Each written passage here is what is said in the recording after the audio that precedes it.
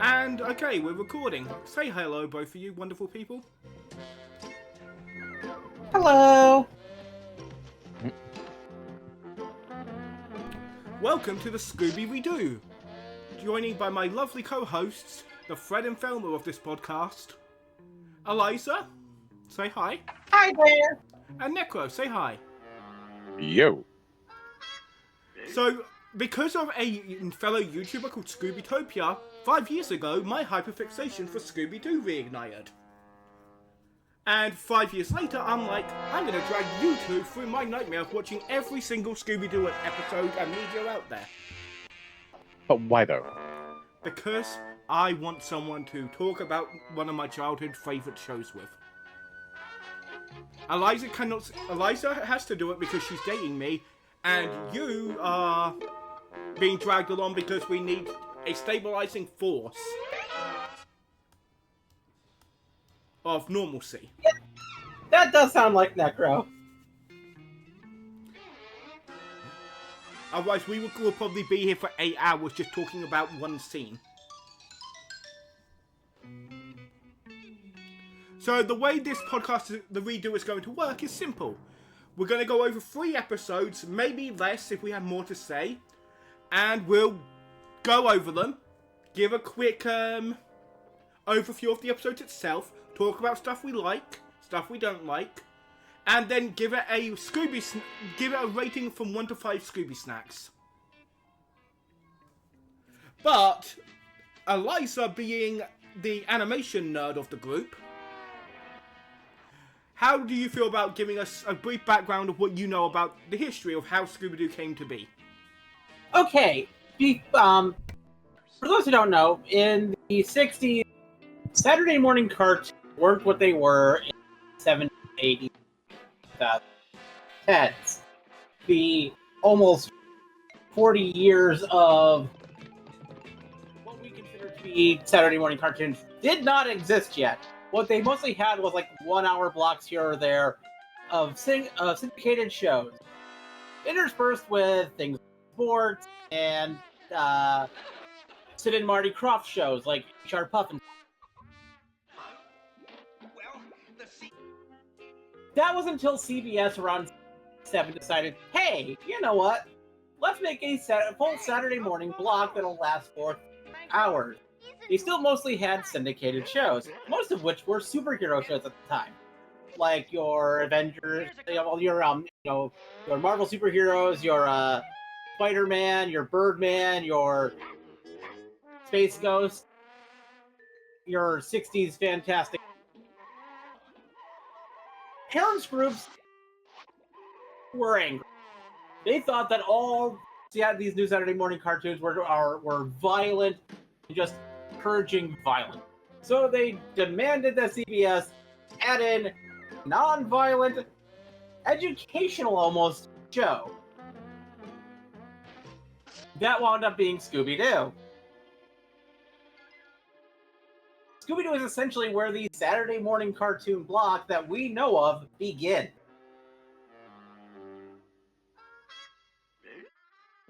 And it was all because parents groups thought that cartoons were too violent. I agree with the outcome, but not the motive. Mm-hmm. So, Yeah.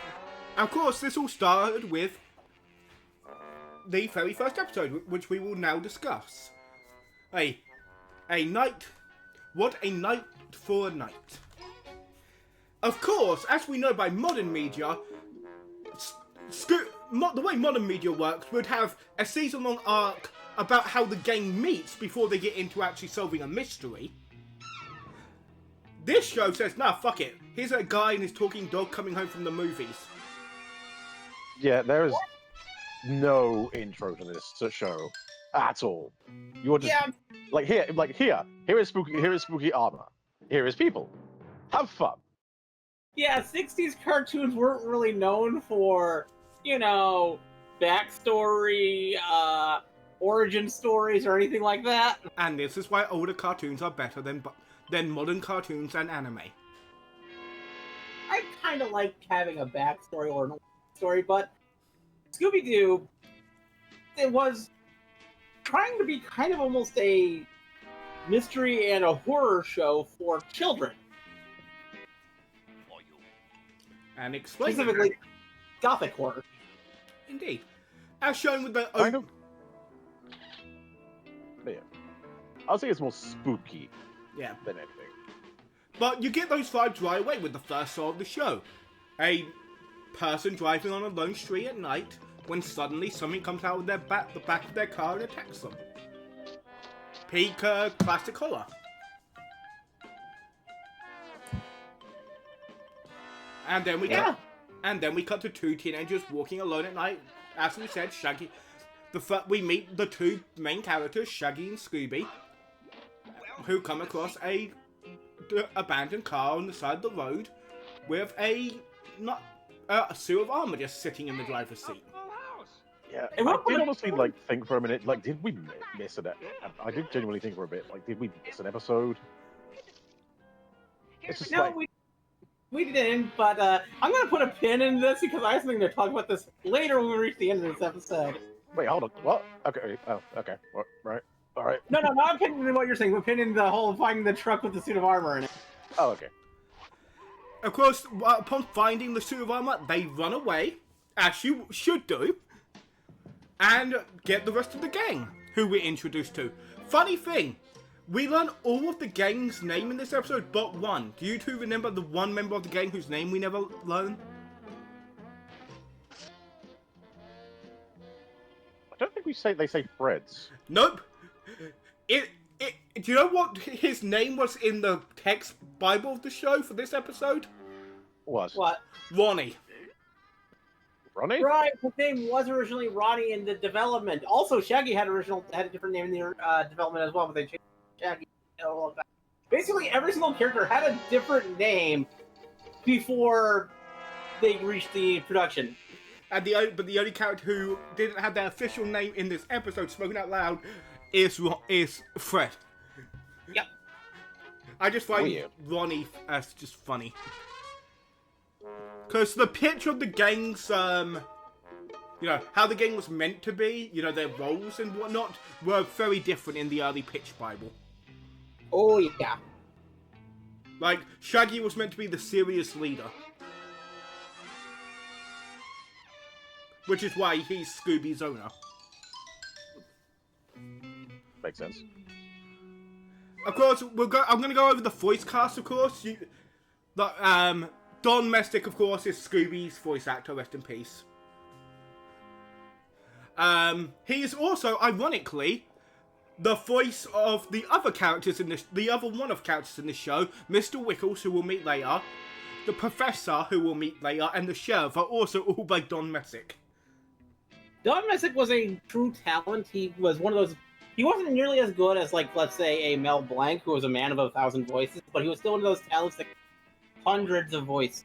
Yep. Yeah, they referenced about these voice actors in the first episode. Yep. Shaggy, of course, is by the wonderful Casey Kasem. Fred is the only person still doing his character to this day, with the amazing Frank Welker. Seriously, he's been voicing Fred. He's still voicing Fred today, and he's been doing it since the goddamn 60s. Yeah, 60 years of a one guy voicing Fred. Minus that one movie we won't talk about, and for a while he also voiced Scooby Doo. No, he still voices Scooby Doo to this day. Yeah. Well, except for in 2 movies. Again, we don't talk about Scooby. That's for years down. If we're still doing this in a few years, maybe we'll touch that shitty movie. Yeah. Then we have Stefana Chris. I cannot pronounce her name. Daphne Blake's voice actor. I'm gonna post it in chat so you guys can read it.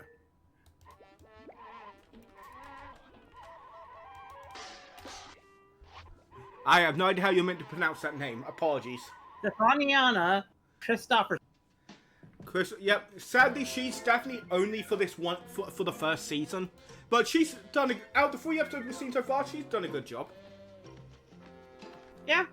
Nicole Jaffe, who is Thelma, who I think is the second outside of Casey Kasem and Fred, I think she's the third longest. Yes. And because he was doing it up until at least mid-90s.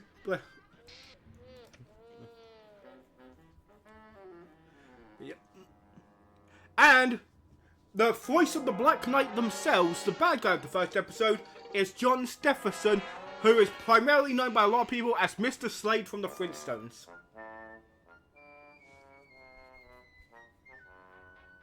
As well as a lot of other Hanna-Barbera cartoons. Hanna-Barbera did love reusing their voice acting cast. Yep. It's almost like it's Really? cheaper. So yeah, and that we meet the gang, and as Necro points out, no introduction to the gang. They are just there now. They find the truck. They're like, "This is weird. We're taking it to the museum, the county museum of." We are never told where this is meant to be. We are in a well, we're told a location in a much later episode, I think. Yeah. But we're not even sure if that's the same location. The original Bible of the show said they wanted this show to be set in Long Beach, California. Which makes sense with the next episode.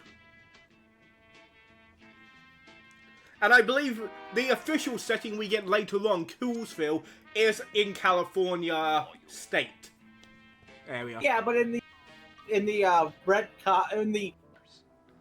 other universe, the pre-universe of they're in Crystal Cove, which is I believe in the Midwest.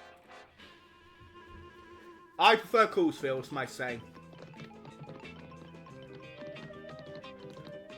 Who doesn't love Coolsville, USA? Studios never had a consistent location. Yeah.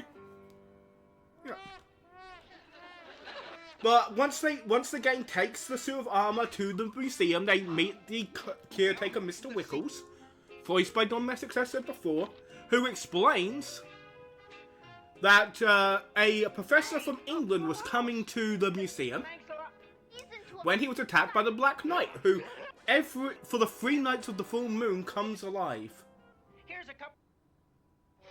He thanks the gang, who leave.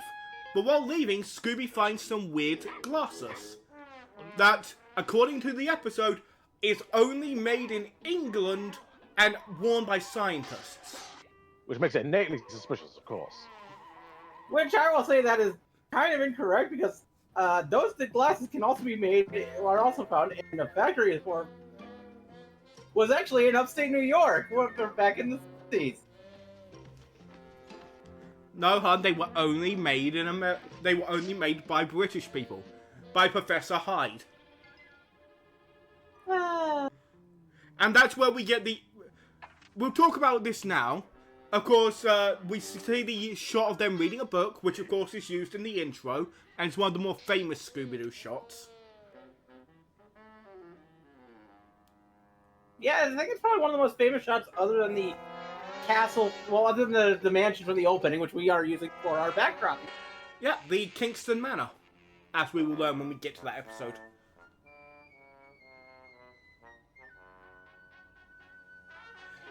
But of course, learning about this, the gang know there's only one thing they can do. Is it go to the police and say, "We found this"? No, it's breaking and entering. Breaking and entering. And when the door is locked, they, of course, there is only one way an adult man like Fred Jones can get Shaggy into a building. By cranking By jacking him off. Yeah, words change their meaning over time, we learn. As they get a ladder out of the Mystery Machine, which I have no idea how that ladder fit in the Mystery Machine. It might be collapsible. It didn't look collapsible as he was just pulling it out. True. And we learn the gang are indeed in high school still, and Shaggy is the school's best gymnast. Which rarely ever comes up. Did it ever come up? But it might be where he gets his Ultra Instinct from. There's a few episodes where they talk about it, but if I recall the first few episodes, a lot of the time it is. People joke about the gang traveling a lot, but honestly, you can read all of pretty much most of the first season happening around the same town. Yeah. It isn't until you get to season 2 and beyond where they start traveling to other locations. True. And there are episodes later on that do still talk about the gang being in school. The most famous example being the Creeper episode, which we'll get to. And I have a fun anecdote about the Creeper episode when we get to it.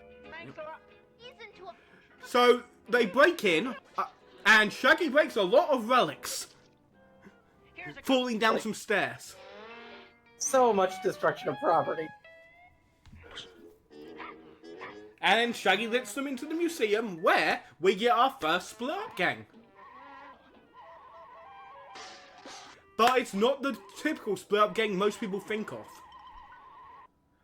I mean, Fred still goes off with Daphne because, you know, who doesn't want to be with Daphne? When she gets older, not this teenage version, to make it clear. But instead of Scooby and Shaggy getting split up, it's just Shaggy and Thelma. And they ask the dog to look after the door. Take a guess how well that goes. How long does Scooby guard the door for? Yeah, Decker, how long does Scooby wait at the door? Like 5 seconds. But he sees a scary shadow. You mean his own? Yep. Even in episode 1, Scooby is a coward. Mm-hmm. And then the rest of the episode is typical do chicanery. They run around, the knights chase them. Really the only clue they find that I can think of is the missing painting. Well, and the paint that's on the floor, but... Yeah. Doesn't affect it. But they think it's blood for a second. And Fred puts his hand in it! You know, like you do. Sanitation, what's that? Yeah, and I believe after that, there's mostly the usual shenanigans. Well, the blood leads them to a hidden room where they find paintings being, you know, counterfeit paintings being made. Oh, yeah, true. And then we get our soft first danger-prone Daphne, with Daphne being, we should go this way. The door opens to reveal the night. Mm-hmm. But it's not our first true danger-prone Daphne moment. No. And with that, yeah, chicanery. There's a lot of... We're not going to go over every little joke because, you know, they're jokes. They're meant to be for watching. Humorists. Yeah. Will. Some of the call-outs is Shaggy's ventriloquism. Which does come up a lot later on. Yeah. And we get... One of the recurring traits of Shaggy. Yeah. We also get our first... It's only Scooby that does it, but we get one of the classic jokes of, you know, dressing up in an outfit to do chicanery. But instead of Shaggy and Scooby doing it, in this case it was just Scooby that did it, dressing up as a painter. Hey, a full house. Thanks a lot. Well, apparently Scooby loves to troll his friends. Well, we see that at the end of the episode as well. Here's a cup. But pretty much chaos happens and it ends with them capturing the night.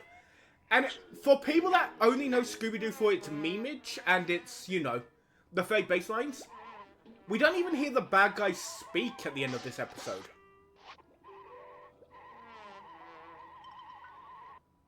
The bad guy gets knocked out, we unmask them, we don't even see them get unmasked. They're just laying on the floor.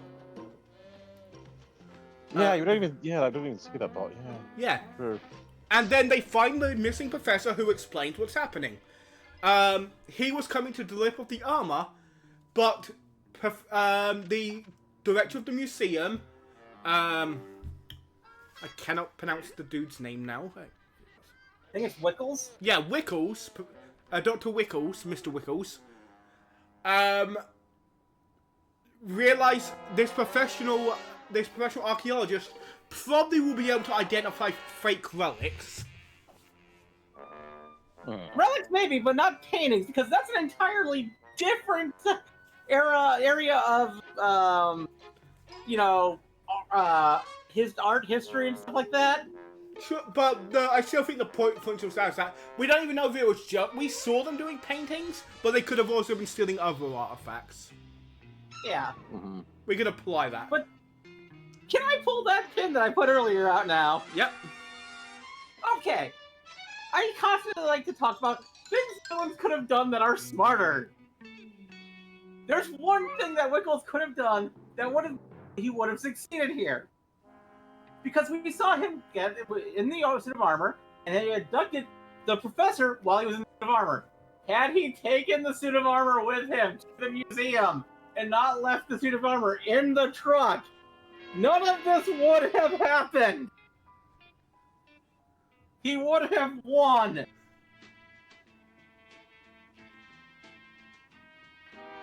Because the gang would have had no reason to go to the museum. Exactly. Yeah, why did he leave the truck laying there? Just Yeah, take he the left truck. the truck like that. Pose the suit of armor in the driver's seat. Pose the armor in the driver's seat. Do anything. I assume the point was to have people find the armor, and then he can spread the rumor of, oh, the knight comes alive, and that's what happened to him. Blah blah blah blah. Because That was a dumb plan. Because we learned the myth isn't true. That's just something Wickle said to bullshit people. Yeah, but still a dumb plan. Oh, definitely. But yeah, overall, and it's fitting. Scooby-Doo's first villain is voiced by Scooby-Doo. Hey, a full house. Thanks a lot. But it won't be the last time. No, it will not be. Here's a cup. Yeah, and with that, The first episode, though, is really good for a starting point, and you can really see the elements that they wanted to put in there from the beginning. yeah, I think it's genuinely a okay start. For how cartoons were done in this day and age, where they wanted any episode to work as the first episode, this is a good introduction.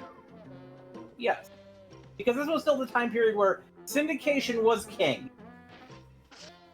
And made better shows. I disagree. I think that story arc-based shows are better, but that's my opinion. Yeah. So we'll go on to the rankings now. I'm going to give this episode 2 out of 5 Scooby Snacks.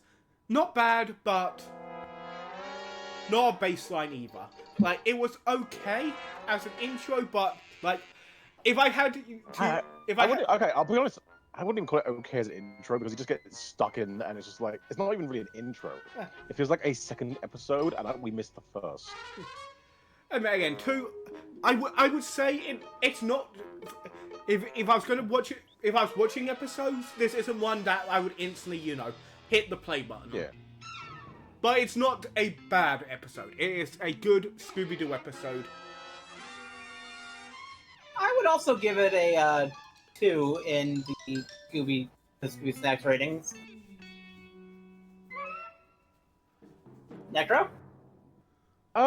It's hard to say. I would say like 2 or 3. Like it's alright.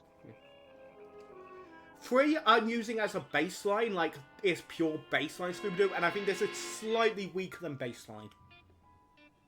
Well, yeah, because it's like I'm missing a lot of stuff. Yeah. Now we're going to move on to the second episode, A Clue for Scooby-Doo, an episode name which is not lying. This episode, though, automatically loses points for one simple thing. Oh? It is sea propaganda, the ocean is still evil. The ocean is not evil! The ocean is my friend! The ocean tried to kill me and it hasn't said sorry. Daphne never paid back the money you owe it. Because Daphne Oh, owes though with this episode, I want to bring up one thing really at the beginning of this episode. This episode is a good example of Hanna-Barbera reusing assets. Do you want to explain? Because they used some assets in this episode that were previously used in the show Moby Dick. Look, hun. Which was actually known as Mighty Mightor and Moby Dick. Look, hun. Hanna-Barbera would never reuse assets. Or an idea again. Like, imagine if this show got really popular and then Hanna-Barbera made like 18 different copies. They would never do that. That's exactly what they did. And some of those copies are Yeah, really I'm not really familiar with them, so I can't really tell.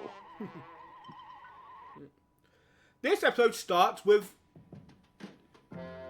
a very good horror shot. We see a beach and we see glowing footsteps on the beach that get washed away by the shore as we see our ghosts slink into the ocean. With the background music of Scooby-Doo being really damn good. Mm-hmm. And then we cut to the gang showing up for a nighttime party on the beach. Before we show up to them, I do want to say, we do also get, this is the only episode, along with the first, that has a completely unique art drawing at the beginning of the episode after the theme song. Starting next Which they initially... Sorry. Continue. Which they originally intended to do for every episode, but because each of these specially designed title cards took too long, they decided to just come up with a static title card to use as a placeholder to eventually swap out for the individually designed title cards. But then they decided eventually just to drop the title card. And to be fair, the gang running across the screen with the episode name above them did become an iconic piece of Doo media. Oh yeah. And of course, we haven't spoke about it so much. We're going here. The OG Scooby-Doo intro is a classic tune. Timeless, but it's very 60s. Scooby-Dooby-Doo, where are you? It's a song now. Look, there are many good Scooby-Doo openings out there, but you will never beat the classic. I still personally think that one that we'll get to much later is my favorite, but this is still a really good one. And as Liza was saying earlier, we get to the beach with the gang hanging out as friends, which is always good to see. A reminder that there's more to these kids than just going out to solve mysteries.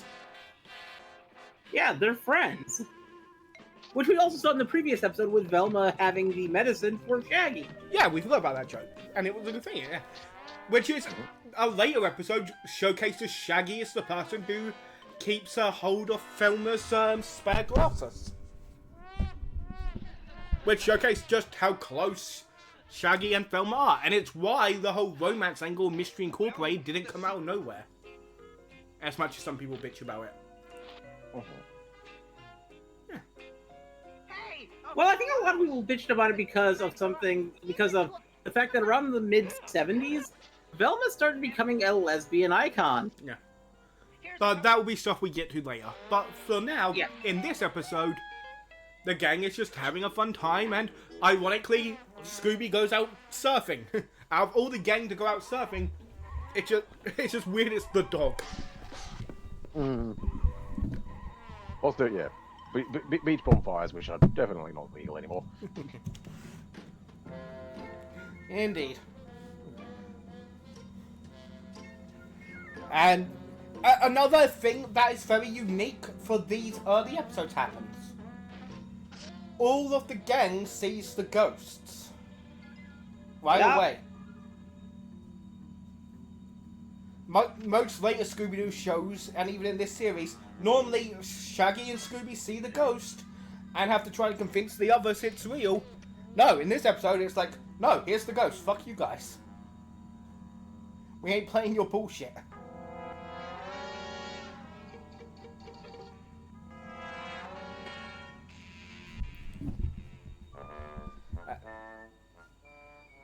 which leads the gang to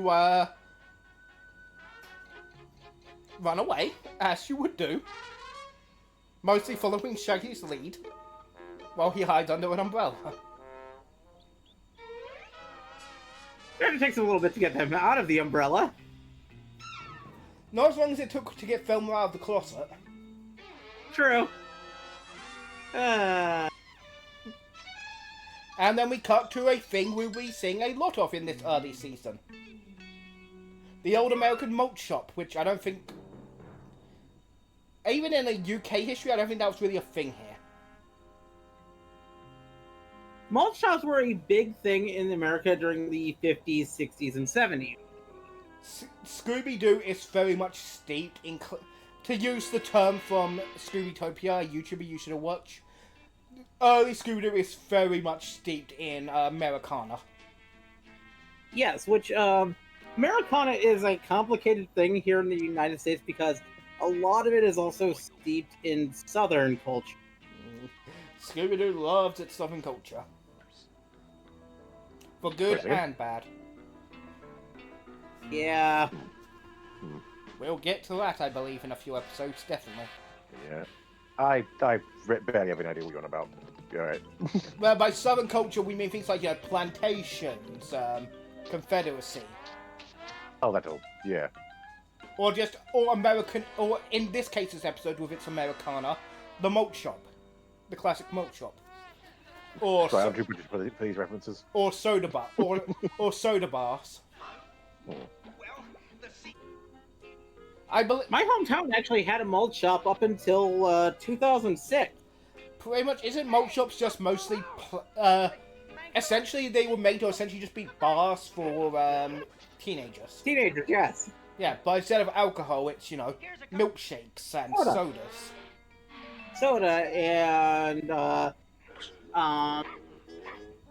pizza. You can get like a soda cream or I feel like we are getting slightly off topic. Again, not really, because again, this is the kind of place where we'll see the gang hanging out a lot. Because again, in the 60s, where this show takes place, it would make sense teenagers are hanging out in that kind of location. Yeah. Yeah, it well, makes... because when it comes up. But... Well, again, we're saying, because that's what happens after they leave the beach. That's where they're reading the newspaper, where they learn about the ghost, right, yeah. Captain Cutler. Sorry, I forgot about that. Yeah, apparently they read Captain Cutler's ghost is stealing yachts after a yacht crashed that sunk his boat.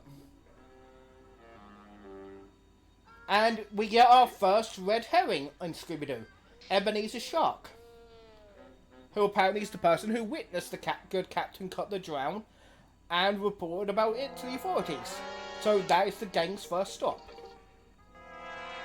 Although how he heard Captain Cutler scream that he was going to come back and sink a boat while he was, you know, sinking under the waves is anybody's guess. Because how do you know about the parts that you weren't there for? Maybe he was there. Again, we also learned he also goes out with the marina at night, so maybe he was there in the marina when Captain Cutler's boat sank. Or when Captain Cutler faked his boat sinking. We'll get to it.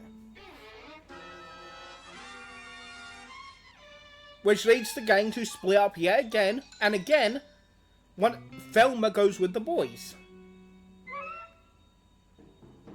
Which is very much, again, the fact that they're having that the split up be something so different to what we're used to. It's very interesting.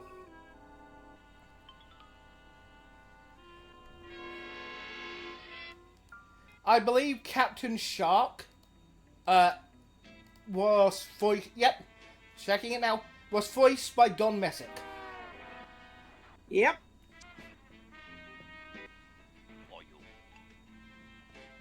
Thelma, Scooby, and Shaggy then head to the nearby lighthouse to meet the ghost of Captain Cutler's wife, Mrs. Cutler, who we don't gain a first name for. And they learn she has been doing witchcraft. Actually, I forget. Actually, no, we'll talk about this later. No, so what you're thinking? No, I'm just saying, do we even know if her name is actually Cutler? They call her Mrs. Cutler. Yeah, I know, but like that's what I mean though. Like, well, we know we know she's his wife, and that's about it. And we know they are married because the newspapers say they were married. okay. And we also know that she's voiced by Jean Vanderpyle, who is also well known for replacing Wilma Flintstone. Hey, a full house. Thanks a lot. As well as Rosie from the Jetsons. And probably a lot of other Hanna-Barbera stuff. Here's a couple. Oh yeah, but her two biggest roles were Wilma Flintstone and Rosie. And she does a really good old woman witchy voice. And I put something in chat earlier of an early storyboard of this thing where we see Mrs. Cutler but with a more witchy look. Honestly, this other look would works for a more horror theme, but I prefer it not her looking normal, given the plot twist that happens later in the episode. Well, here's the thing. Originally, the show was going to be a bit darker, but the network told them to tone it down. Which I honestly prefer. I've seen some of the earlier, more dark scripts, and it's not as good. Yeah. By giving them the friction of toning it down, it actually made the show better, in my opinion. Even though there are many beautifully drawn horror backgrounds we see.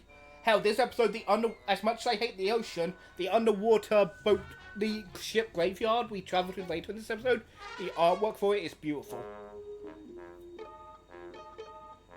And more proof the ocean is evil. But we learn from Mrs. Cutler that she did bring her husband back using her dark magic, but if she knew he would take his revenge, she would have left him in the ocean.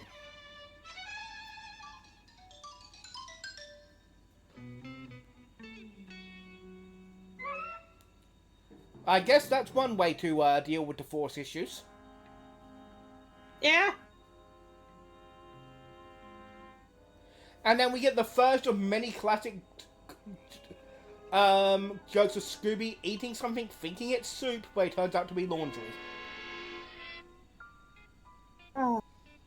We also get the first time where we hear Scooby and Shaggy laughing together, and Casey Kasem and Don Messick have not gotten their laughs down yet.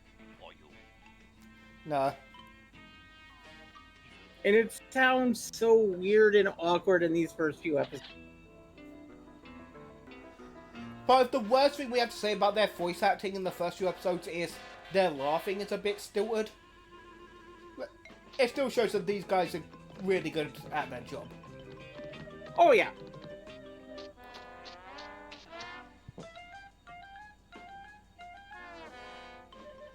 After that, we see the Scooby, Thelma, and Shaggy think they see the ghost of Captain Cutler.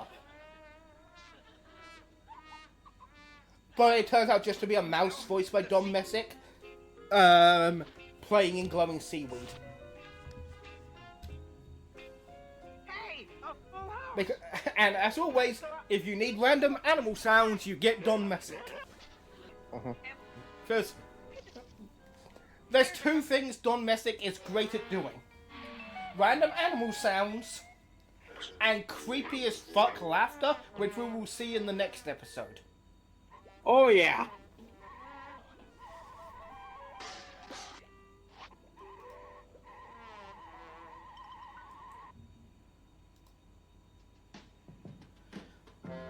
Also, despite not having any words, the person that did the moaning and groaning for Captain Cutler was a man named Harold Smith, mostly known as being the original voice for Owl in Winnie the Pooh, before Jim Cummins, became the default. Oh, I did not know that one. They're also the original Glomgold. I did know that one. Yeah. And Yes, something to say, Necro? So I was gonna say with the I was thinking it's called glowing seaweed. Did they ever explain why it's glowing, or just the seaweed glows? That's the very next scene. Thelma gets out a book which for some reason is written from left to right, and not from right to left. It's Japanese, clearly. Yeah. But when they explain that the particular seaweed is a very rare seaweed compound found at the graveyard of ships. which is the gang's next destination. And honestly, that the reason why the book could be going the wrong direction is because they might have accidentally flipped the image during the transfer. Very good point of that. I love Scooby Doo, but it was a very cheaply made show. Like most. All Hanna-Barbera shows are. Yeah.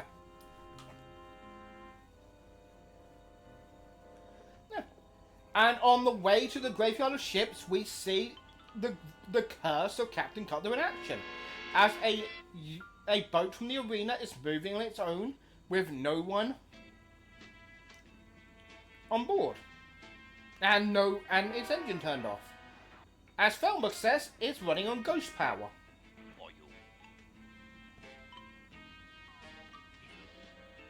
That's one of the things I love about the early Scooby-Doo stuff is more modern Scooby-Doo, like post What's New Scooby-Doo. Velma is a full-on skeptic. She doesn't believe in anything. Early Scooby-Doo, Velma was the skeptic that was willing to believe. Again, as we see in the very next episode.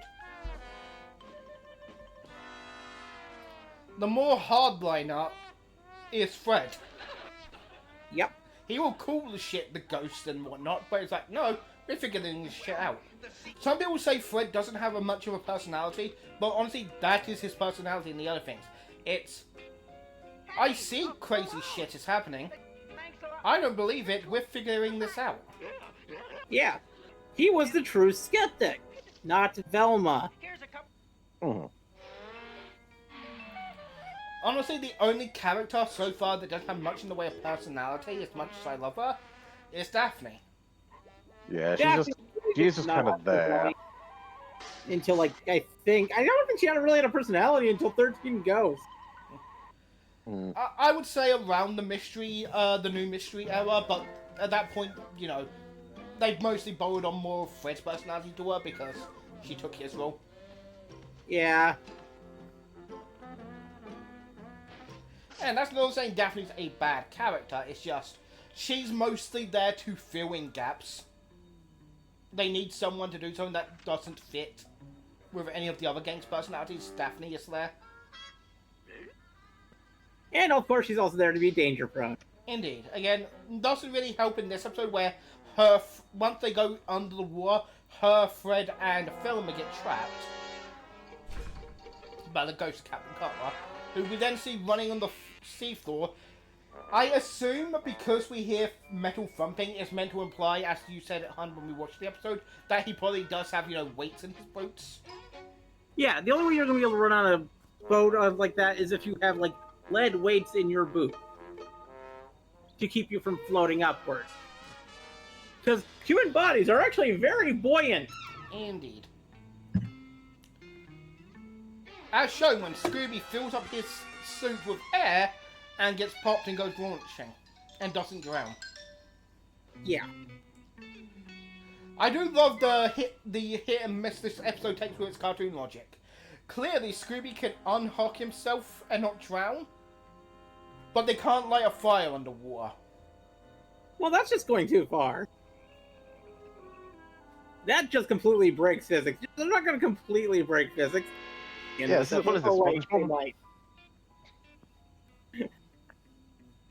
And just like the episode's name entitles, Scooby-Doo does indeed get a clue when he finds a ton of air, air tanks hidden in the graveyard.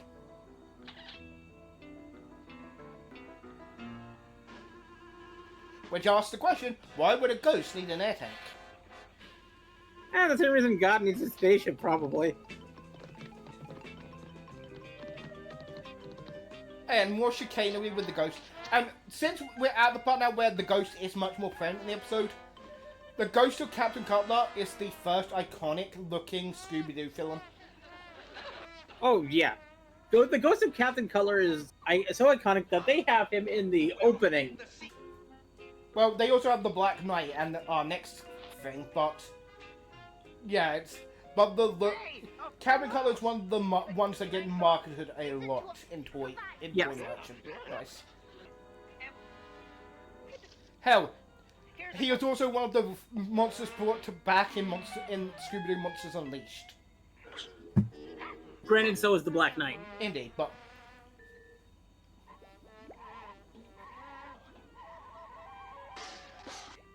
But yeah, it's like... If you want a monster that screams Scooby-Doo, Captain Cutler is probably the first one where you would, you know... You think Scooby-Doo... I think Captain Cutler also appeared in... Didn't Captain Cutler also appear in, the third of the Scooby-Doo movies from the 90s, the one with the cyber ghost? I believe so, yeah, he's also in Cyber Chase. And he's also a character in my personal favourite era of Scooby-Doo, the Be Cool era. Where Captain Cutler teams up with Mystery Incorporated. Neat. But we'll get there later.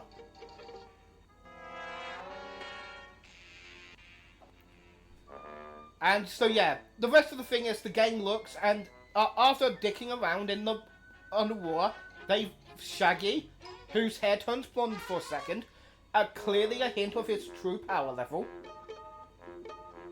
To be fair, he does go Ultra Instinct. So clearly this is where he first went Super Saiyan.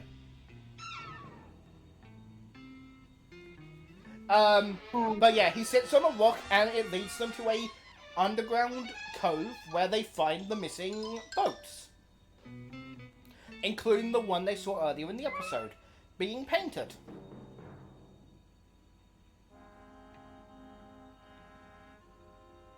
Now, what does a ghost need with paint? And I wouldn't call this the first proper trap, but this is the first time we see the game being creative to try and catch a villain. With the Black Knight, the Black Knight got caught by Looney Tunes logic. Yeah.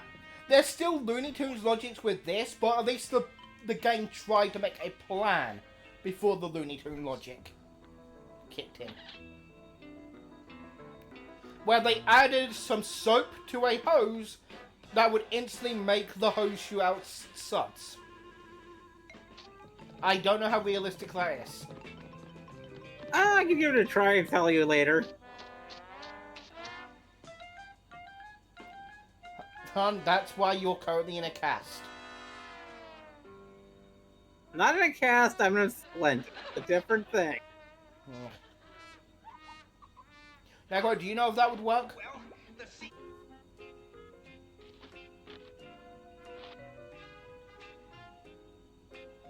Hey! Necro has died. That's kind of normal for Necro. Here's a couple. Hello. Hey, yo. No. Hey, there. Do you know if the hose thing in this episode would have worked? You know, where they put the soap... Sorry. You go. Where they put the soap on the hose. I have no clue. Like I said, give me a few days of experimentation, I'll let you know. Again, hon, this is how you get hurt. And their trap, of course, fails. But thanks to Scooby chicanery, he lands on the boat. Somehow the group just teleports. They're on, pretty much, the gang is on a yacht. After Scooby crashes and captures Captain Cutler, somehow within a matter of seconds they just teleport across the cave they're in and have all their scuba gear missing. I don't know how the game did that. Clearly instant transmission. And this is the first time the gang are wrong. They thought the ghost of Captain Cutler was going to be Ebenezer Shark, and they were wrong. Which again, I like. The gang are smart, but they had no reason to suspect who the ghost really was. Yeah. No one would believe that the ghost was somebody who was supposed to be dead. Yeah, we find out the ghost of Captain Cutler is just Captain Cutler. Him and his wife faked his death, so he could start stealing yachts so they could paint them and resell them. And honestly, people like to joke about the crimes of Scooby-Doo.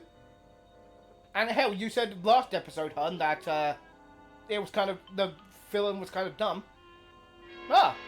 This was actually a legitimately good scheme. Oh yeah, I'm not going to complain about this scheme. This scheme is actually pretty smart.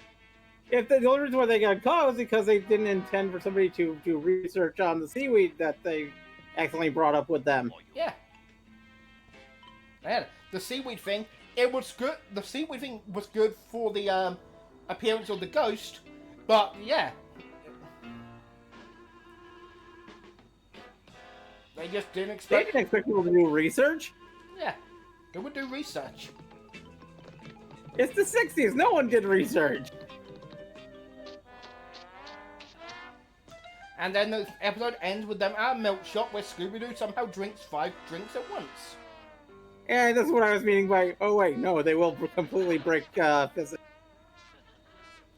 Well, they keep with the Roger Rabbit rule. Well, the Only when Yeah, it's funny. Breaking physics only works when it's funny. Hey, a full house.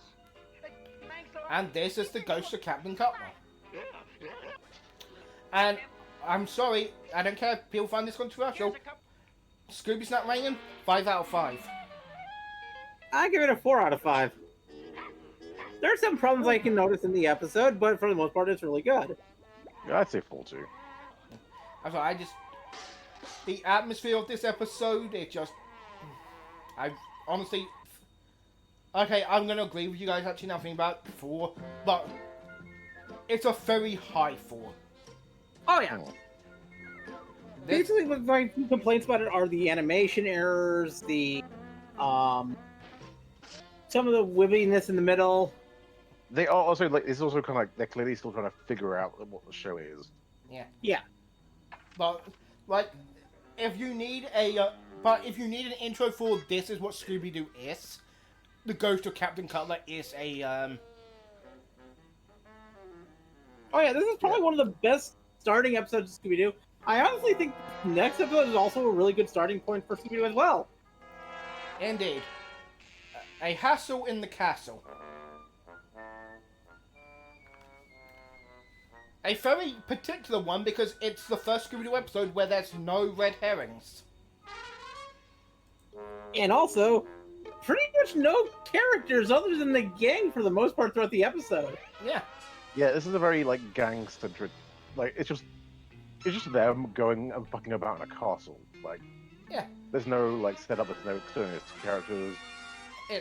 They are out they went out speedboating for fun. They got caught in a fog that came out of nowhere, which I guess can happen in California. I've never lived there, I can't judge. I've been in a few fogs in California. There. And they crash at a famous pirate castle called Vasquez Castle. Which I didn't think American pirate castles were a thing. To be fair, Apparently they are. there were a few, but they were mostly not in North America. They were mostly in Central and South America. Yeah. And they were mostly Spanish forts that pirates took over. Yeah, that makes more sense. And this episode also, there are no voice actors outside of the cast. Every character in this episode is voiced by a member of the gang. Which basically means that this is a bottle episode. Yeah, The what? type of episode in animation used in animation and television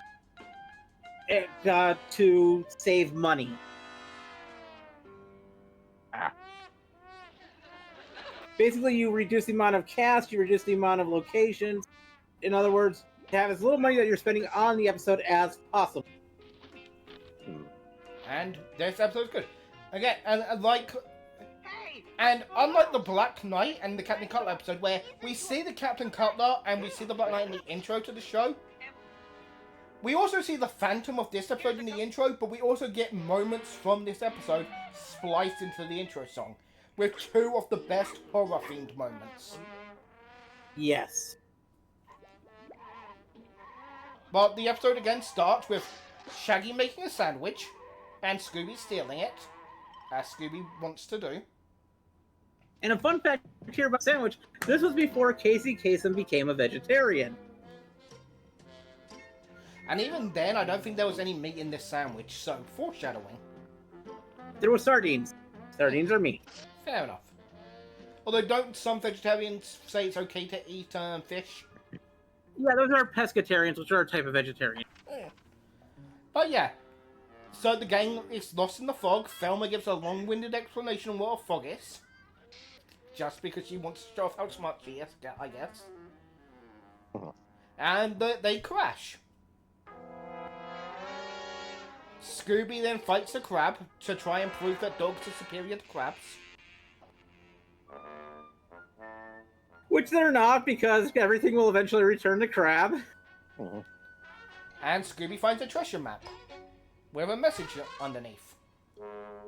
A message that reads, "Danger! Leave Haunted Isles."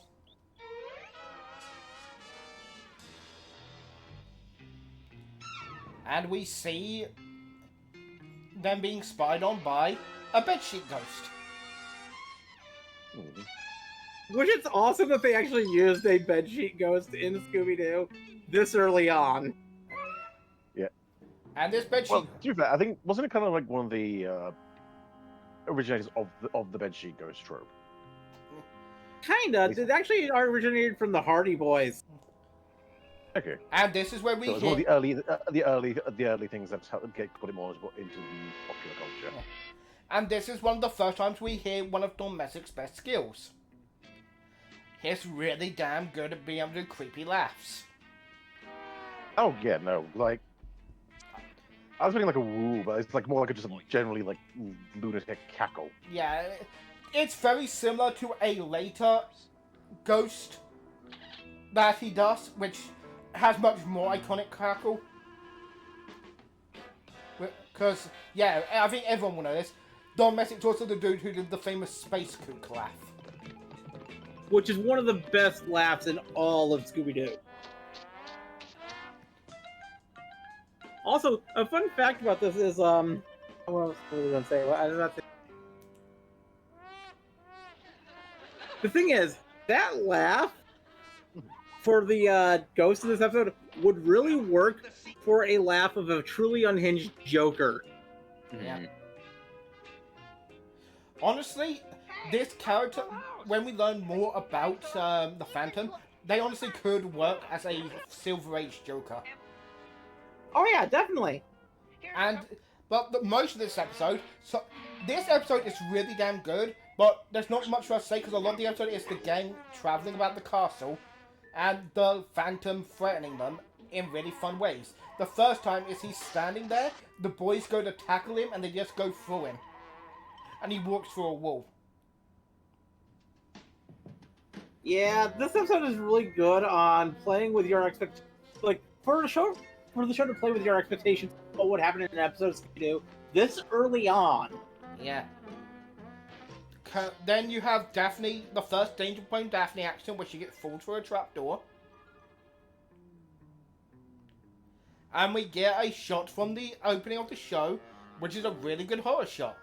Daphne wondering where to go, she goes to walk away, and as she walks away, a hand reaches out for her. It is so good. The spectral hand reaching out for Daphne is such a great scene. Yeah, it's not high-end horror, but for a show in the 60s made for kids around the age of 10, it would have, I bet, it'd play a really effective shot. Oh yeah, more than likely. It's also such a nice effect because making something look half transparent in animation back then wasn't easy.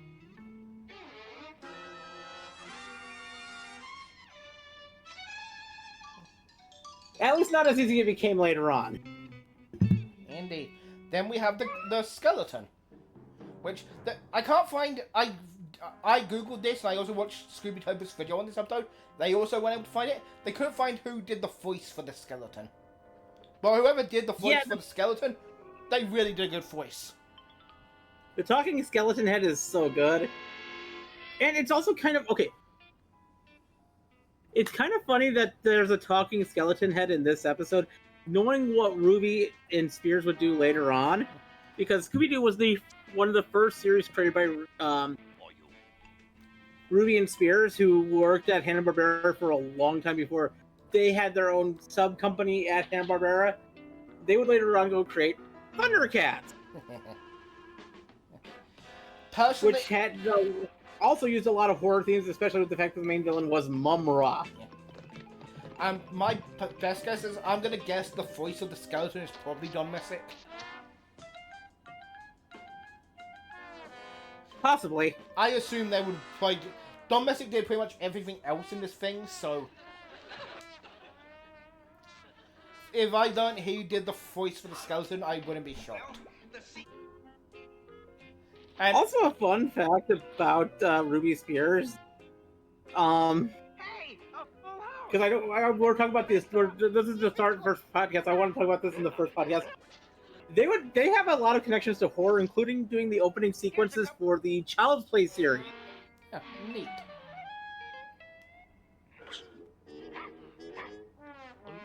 I've not really watched much Child Play.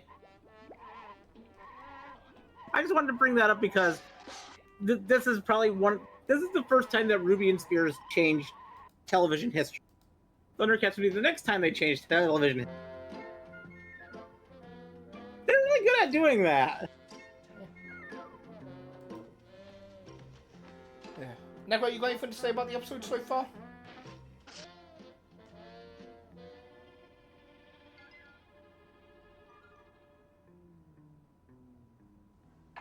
Did Necro die again?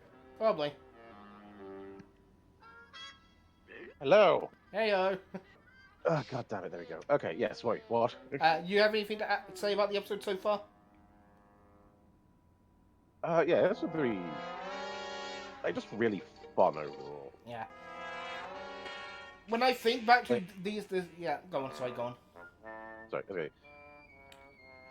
The way it is, though, just so because of the gag, it has a lot more gags in it than some of the other episodes as well. The Like, floating... the other ones are much more slow, like trying to detect the mystery, but these ones are like more just running around shenanigans and gags. The floating ham sandwich. Exactly. Which is so good. And again, I should say now, I think that works because it shows the comedy more... This episode does feel different, but it still feels... It's different while feeling the same, if that makes sense. Like, you know, it feels like the same world, even if the energy is different. If that makes sense. It makes sense to me. Again, most of the episode, as we were saying, it's mostly them looking around the castle. They find a giant key in a chest. Oh yeah, and Daphne smacks Shaggy over the head with a pot. That's Daphne. I don't think that's how Shaggy normally takes his pot.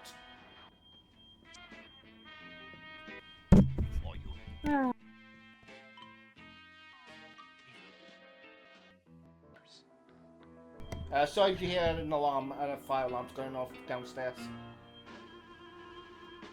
Hopefully there's not a fire? No, the alarm just occasionally does that.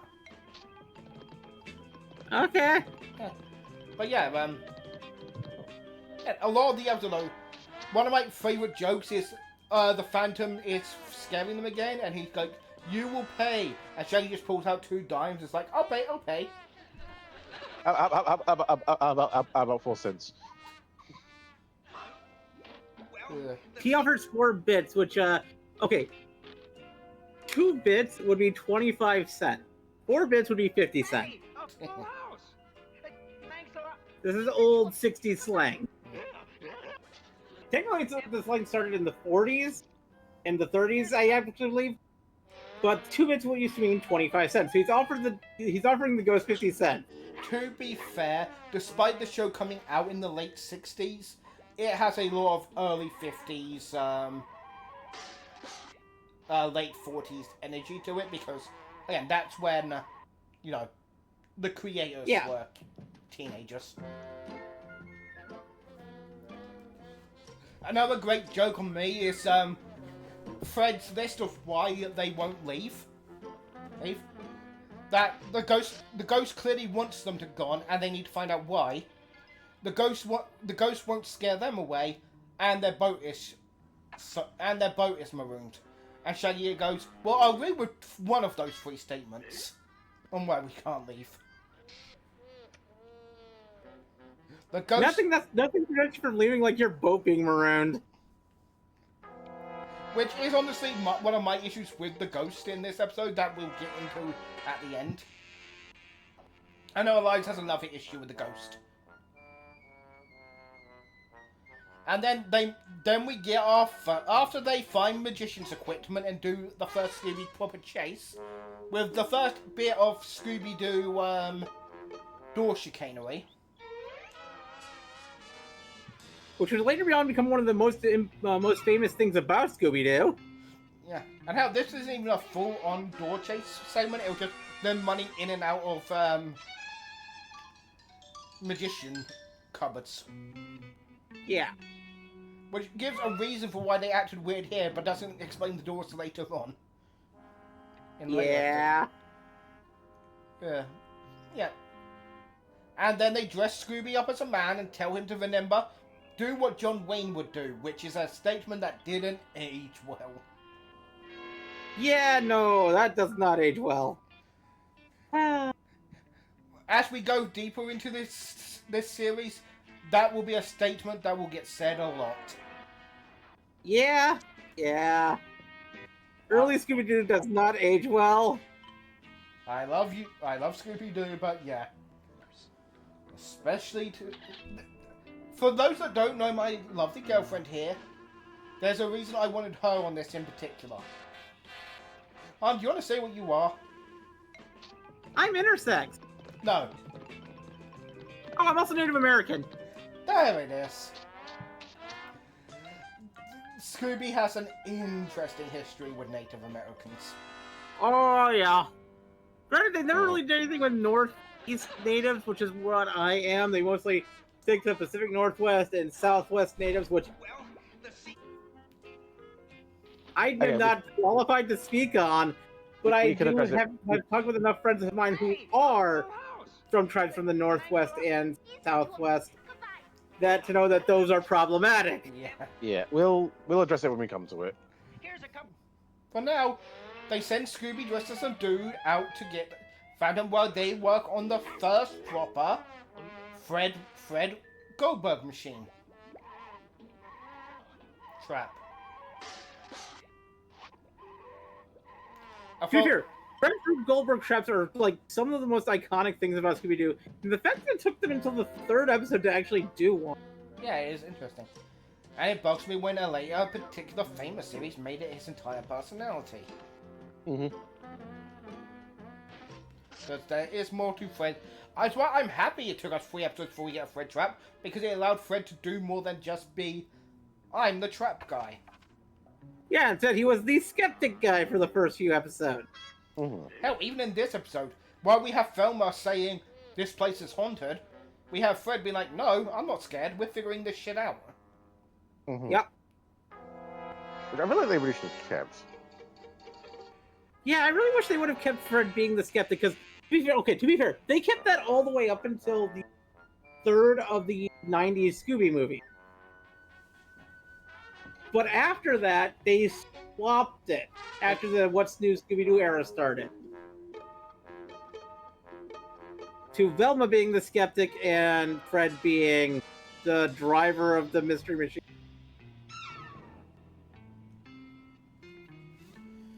Yeah, again, the shift to Fred. People like, we love Himbo Fred.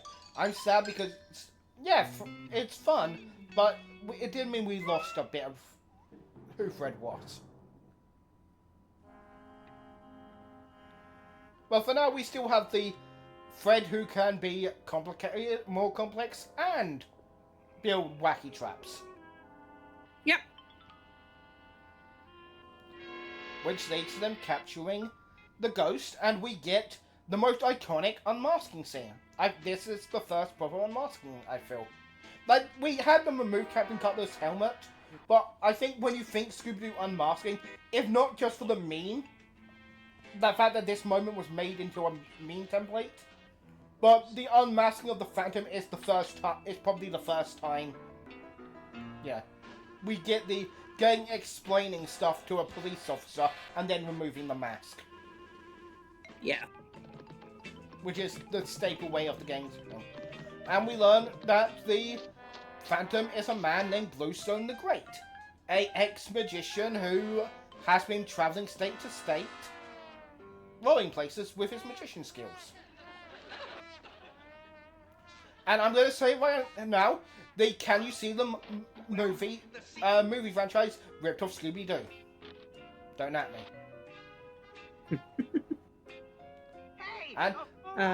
And we see something great about Bluestone here, which is why the Phantom is one of my favourites. Even after he's captured, he's polite and charming. And a true showman. Yeah, they're like, okay, we figured out 99% of your stuff. We figured out the wires, the trickery, but we didn't get how you walk through a wall. And Bluestone was just like, I'm caught, so yeah, here's how I did it. And again, this is another thing I like, because most later in things have the game work everything out. But having them be like, we figured out the majority of the mystery, but there's still a few things we're not 100% sure on. Again, I kind of like it as it makes the game feel, you know. Like Yeah. Also, I love the fact that Bluestone starts off by saying, "Let me give one last performance." Yeah, like dude was waiting to fucking give an explanation of how he did all this shit. Yeah. Again, Bluestone. If they ever had a, you know, well, there are episodes in the future where they bring back Scooby-Doo villains, but if they ever wanted to bring back a Scooby-Doo villain as a good guy, I kind of low-key would love them to bring back Bluestone. Mm-hmm. Especially since that's my complaint about this episode. I would have loved it if instead of him being there looking for some ambiguous treasure, he was just a magician using the island to perfect and hone his skills, and the gang just accidentally interrupted him. And then he decided, you know what, I'm going to test out these guys. This is going to be fucking great. Let's do this. Yeah, that would have been perfect! Yeah. You don't need to have the enemy, have the villain of every episode trying to rob something or find stolen treasure or... Okay, Eliza, if the enemies weren't always capitalists, then would it pretty be Scooby-Doo?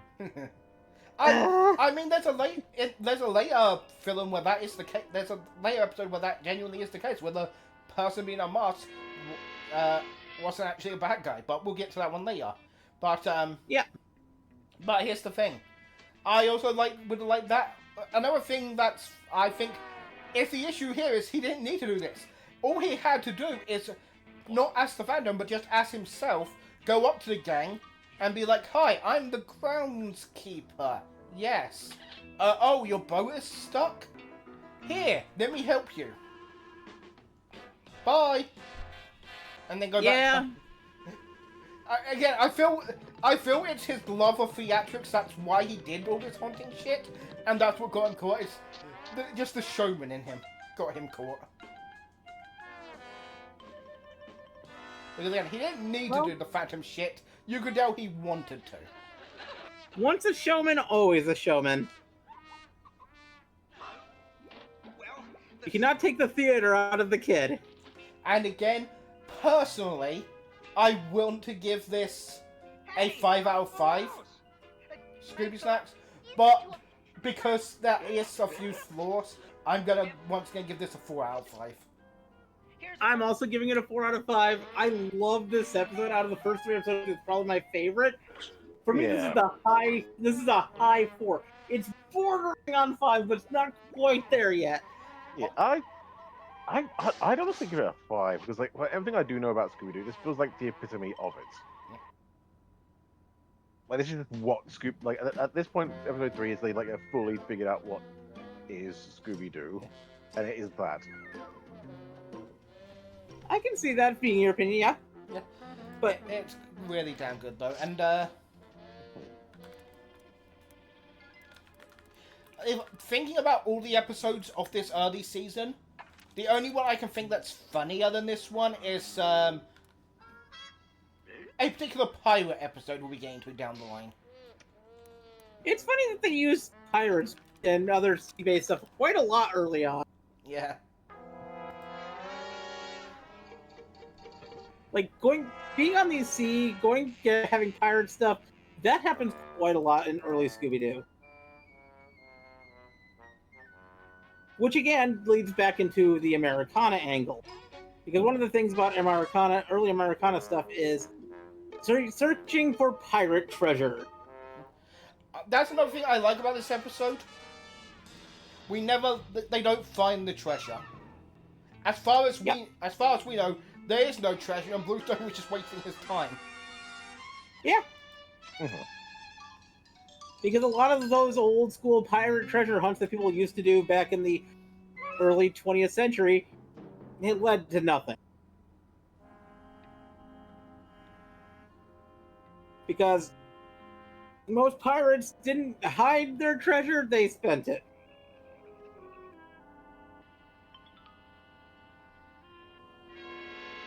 Yep.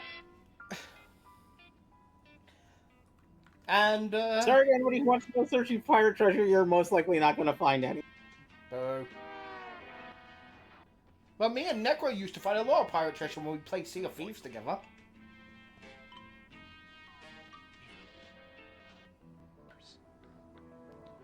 But yeah, joking aside, out of these, none of these were bad episodes, but the weakest was the Black Knight. Yeah, it's really not a great starting episode. Honestly, I feel like second episode would have worked better as the first episode. Yeah, definitely. I feel like the first episode was just really odd as the first episode. Also, the gang does a lot of property damage in the first episode. Like, a lot of property damage. Definitely. Yeah. Like, holy fuck, they do a lot of property damage. I think they do more damage than the Black Knight did. Yeah, like, if the Knight had just straight up stolen all the paintings and ran, that would have made the museum lose less money than the amount of damage the gang did to it. Like, they didn't do damage to an old school prop plane that was an exhibit at the museum. Well, I don't think it was even meant to be a prop plane. It was supposed to be like, it was a fully functional one. No, Was it prop actual plane, propeller plane. Oh. And this isn't the last time the gang is gonna fuck up a museum. Let's just wait until the time they visit the Smithsonian. Mm. Yeah, no, these kids do a lot of damage to museums. Mm. Yeah, we'll cut that back. We'll see if that's the case later on. Indeed. See if they leave a museum unfucked up. The next episodes, though, we will be dealing with are Mind Your Own Business, which is, honestly, I know the ghost of that episode is a classic, but for me, the episode has always just been, meh. Maybe rewatching it, so I will have more, Opinions. Yeah. Yeah.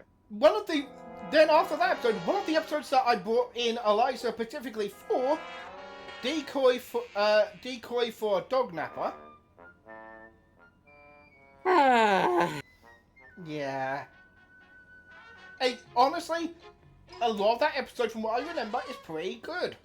Minus the, racism. 1960s casual racism. And then the final episode for our next episode. What the heck is going on with probably one of the most famous ghosts of Scooby-Doo?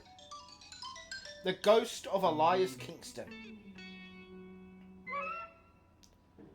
And we can then talk about what the fandom dubbed the Kingston effect. I know Necro wouldn't, but Eliza, do you know what the Kingston effect is? I think I can remember.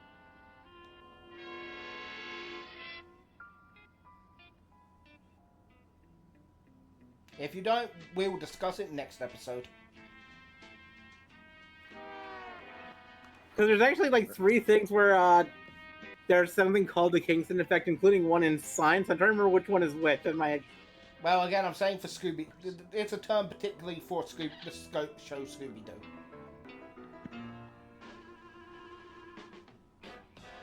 Yeah, my brain's not drawing it up on the moment. Then I will explain it next time. Anything, any last minute things we want to talk about with these 3 episodes?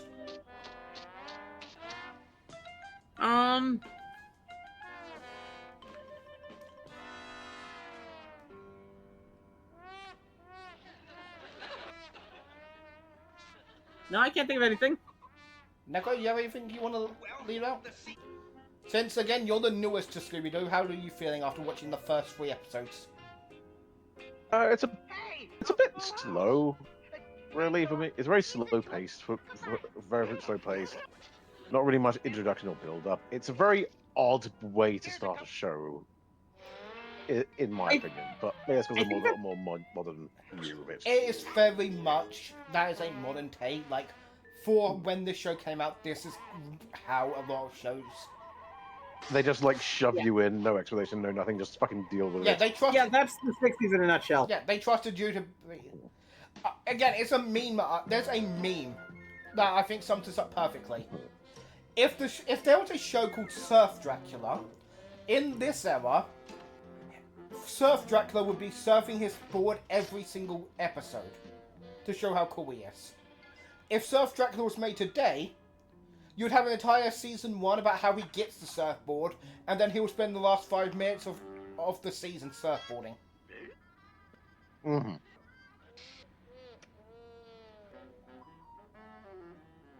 Kind of true. There were some episodes, some series that did have backstory and origin stuff, but that was mostly the Marvel shows. And that's only because they were literally just adapting the actual comic pages. And I mean quite literally in some cases. Like, these Marvel superhero show was literally just, let's animate the comic pages. Yeah. It's basically just a motion comic at that point. But honestly, I would for what you were saying, Necro. The fact it is a slower pace is probably why I like it. Again, I prefer my episode of the week as shows, and for me, I get a very comforting feeling. Just the fact I can just watch this show, not have to worry about hard continuity, and just be like, I can just watch the gang, be the gang, and it's just always been a very chilling energy for me. The thing is, though, because this show, because of it being episodic and being one of the first things that truly defined the Saturday morning experience, it led to arc-based shows having a hard time airing on television until the late 80s, early 90s. Because networks wanted to be able to air the episodes in whatever order they could, without having to worry about continuity. Because of things like Scooby Doo.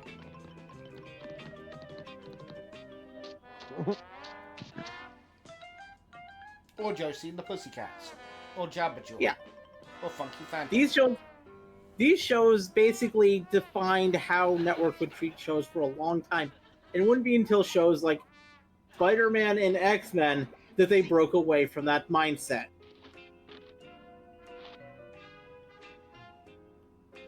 And as we've said here, I prefer episodic shows, I prefer to seriatic. Neither is wrong, it's just how good they do it.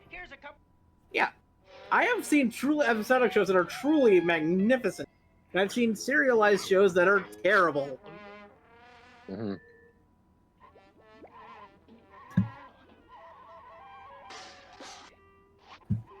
Just because I like one over the other doesn't mean either is bad. And it's why we wanted multiple viewpoints on this podcast. Because it allows us to have a varied, takes.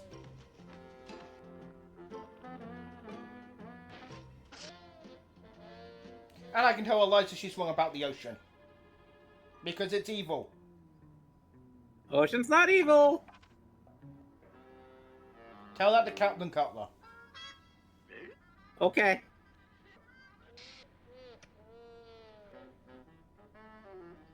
But yeah. Anyways, I think we should have a kind of like how I do my sign out at the end thing. I think there's something we should do for a sign out over here. What's that? You know, the same thing that Scooby does at the end of every episode. Steal food? No. Scooby Dooby Doo! Love you, hon. Love you too.